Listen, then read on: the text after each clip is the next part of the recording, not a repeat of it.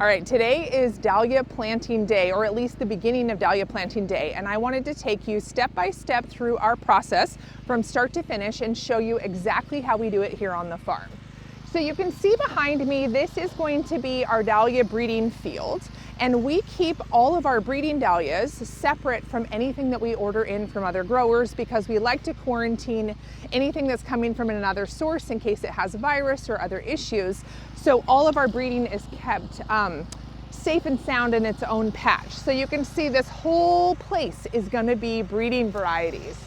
So the first step that we go through is marking out our beds, the center of each bed, so that the guys can line up the equipment, we can get all of our amendments down. And so they use what are called irrigation flags. We get these at like Home Depot or Lowe's. They have a little wire and then a little tiny flag, and we put this in the center of the bed. So we measure out every 6 feet is the center of a new bed. So that gives us roughly a 2.5 foot bed and then about a 4 foot path because we like to have a little extra room between our dahlias. So once the beds are marked, then Francisco went through with our mulch layer. And so this is this really incredible piece of equipment that we invested in a few years ago that's usually used in berry production where they kind of shoot wood chips or shavings onto beds of blueberries or other kinds of berries. But we instead use it to put down compost. So no more shoveling out of the back of a truck or with a wheelbarrow. Now we can just go down the row and the mulcher either shoots it out the side or drops it beneath depending on what we want. So we put down about 2 or 3 inches of compost over the top of our beds, and that gives us a lot of good organic matter because our soil is very light and sandy, and so we need that extra organic matter to add nutrients, but then also to help hold in some moisture. So once the compost has cooled down, we usually leave it for a day or two. Then Jakin goes through with fertilizer. So we like to use natural organic material-based fertilizers. And so 2 of the brands we love are Nature's Intent 734, which is available more widely. And then here in the Pacific Northwest, we love to use Walt's Rainy Pacific Northwest blend. And so that's sprinkled over the top of the bed, and it's measured out according to how much you're supposed to put down on a row. So we like to use a kind of a heavy duty bucket, and it gives us a nice even spread of fertilizer. So once the fertilizer and compost are both down, then Francisco goes back over the top of those beds with our tractor's rototiller and incorporates both the compost and the fertilizer into the soil. And that just mixes everything in really well, like kind of like cake batter. So once the soil is nice and friable and loose, Jakin follows behind him with our BCS rototiller, and it has what's called a ridger attachment. And so this is like they're like basically 2 little plows that go along, and you can set the distance, and we've set them for about 12 to 18 inches apart. And these little shoes will push through the soft soil and make a trench. And so rather than digging individual holes, since we're planting in rows, you can see that they're all prepped. So this is kind of the hardest job of all. And so of course, Jakin, who's the strongest guy on the farm, is running the rototiller, but this makes it so easy. So then our trenches are all set and ready to go for planting. So once all of these steps are done, then the field is ready, and then we start the next leg of the journey. So now that all the rows are trenched, everything's ready, Nikki has gone out and started organizing everything. So we like to do everything in order by number. And so normally we have all of our rows marked by numbers and use these little metal plaques, but we used up all of our plaques for the rose fields. We have to have more made. So she's using these numbers on the metal signs just temporarily, but you get the idea that each row is numbered. And then let me show you this.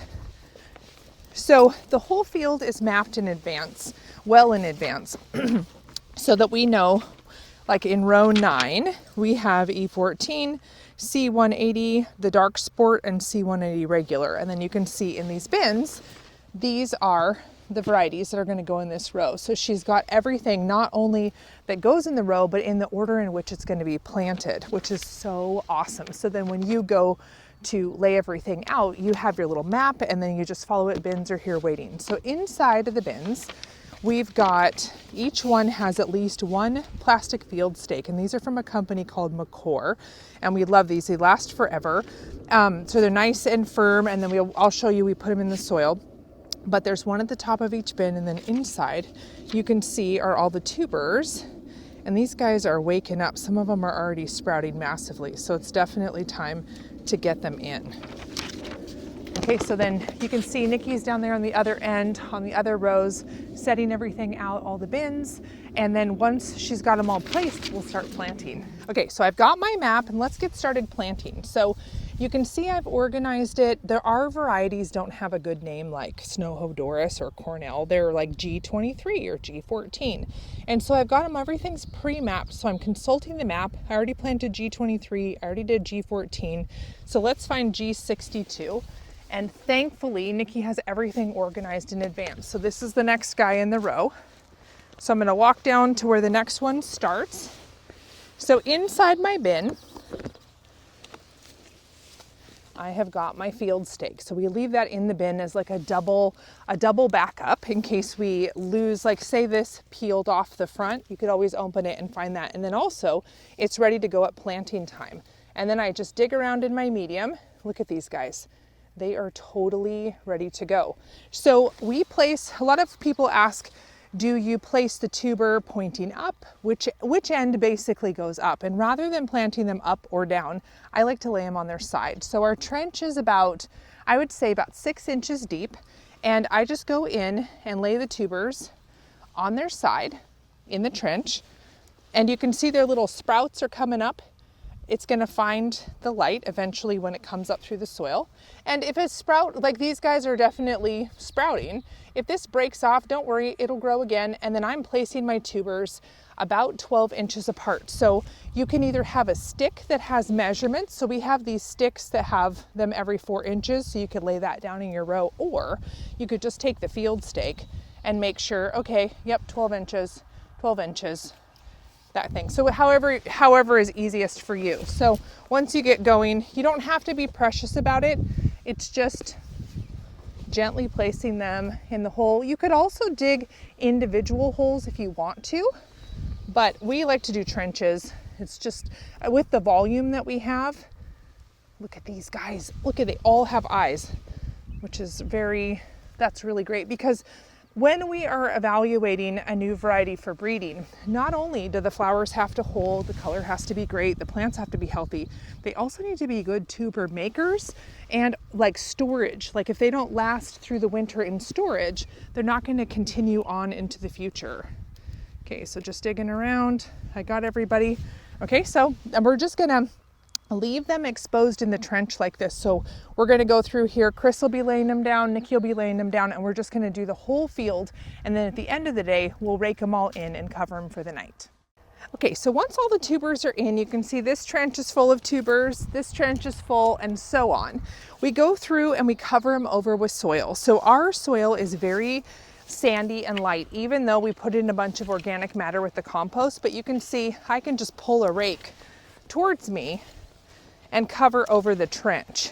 If your soil is heavy and clay, you might not be able to do this, but you can see I'm just burying these guys.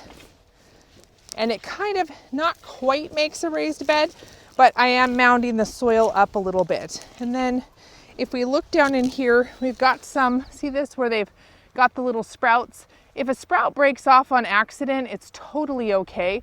What happens is where it broke off, it'll just start sprouting again. So sometimes the sprout's facing upside down, you can place it right side up, but don't worry about burying that with the soil. You can see I'm just gonna cover this guy over. See, he's okay. Don't worry, that little sprout is gonna grow and find its way up. Even though that seems completely impossible, it will work. So we'll just keep going. Nikki and I'll cover all these over and just keep going and going. Okay, so welcome to the next morning. So yesterday we got all of the tubers in the ground, we got everything raked over and covered, and now the last step of this journey is to get all of our metal pipes and labels in. So you remember we put the white field stakes at the beginning of where a variety starts, so that when we go to dig in the fall, we'll know where each new variety begins. But I also love to have a second label that's more at eye level, because then when the flowers are blooming and you're harvesting, you're like, which variety is this? You can just look right here and see. So We get these metal pipes from Home Depot or Lowe's or any kind of hardware store, and they're called EMT conduit. They sell it in the electrical section, and they come in 10-foot lengths, which we saw in half. I think they may offer shorter ones if you don't have the ability to saw, but we really like to label everything because it's so important to record keeping. So you can see at the beginning of each variety, there's a metal pipe getting installed. So Jakin came through with the T-post slammer and pounded them into the ground so they're nice and sturdy. And then we use these labels. These are metal labels from Paw Paw Everlast. They're made in the United States. I think they have free shipping. Awesome company. And then we write the name of the variety. So this one is C188. We use the grease pencil that they sell on their site to write those. And this lasts all season. It's not going to fade. And so you just slip the label right into the pipe, and there we go. So then I just go down the row and do that for each one. And I personally, I love labels because I don't want to forget anything. I don't want to like have a variety not, you don't know who it is. So we're going to do that. So everywhere there is a white stake is also going to be a label. So this is the last step for this part of the process. And then after this, in a couple of weeks, obviously we're going to need to weed. Then we're going to come through as the plants emerge, we're going to come through and pinch them. Then we're going to lay down our drip irrigation, and then we're going to put down black landscape fabric on the pathways to help with weed suppression. Since we grow organically and we don't use any sprays, and we have a lot of moisture here, we get a lot of weeds. So we find that the black fabric on the pathways really helps us. We'll put the T-posts in and we'll stake our plants and corral them. So I'll show you that stuff as we do it, as the season goes along. But in this video, this is kind of the end of the road for this step. Now, one thing that I get asked often, so you can see our soil is really light and sandy. And one of the things you'll read whenever you order tubers or in a lot of the written information is like, don't water your tubers after planting. And I don't know that, it depends on where you live. So if we lived in a really hot, dry climate that didn't get any rain in the spring, we would definitely need to irrigate after we planted our tubers. But here in Washington State, the spring is really quite wet. We have nice loose soil that drains well, but we do get lots of rain. So tubers are in, say we got 4 days of rain, they're gonna be perfectly fine. It's gonna be great. If I had really heavy clay soil and I lived somewhere that was kind of warm, like in the south, that could have a tendency to kind of rot the tubers. But I think a lot of people feel very paranoid about watering. So we plant, we let the rain do its thing, and then once we start to see that the soil is becoming more dry, when we stop getting natural rain, that's when we turn on the drip irrigation. So this field is gonna soon have all its metal pipes in and labels, and that is the end of this step of the project.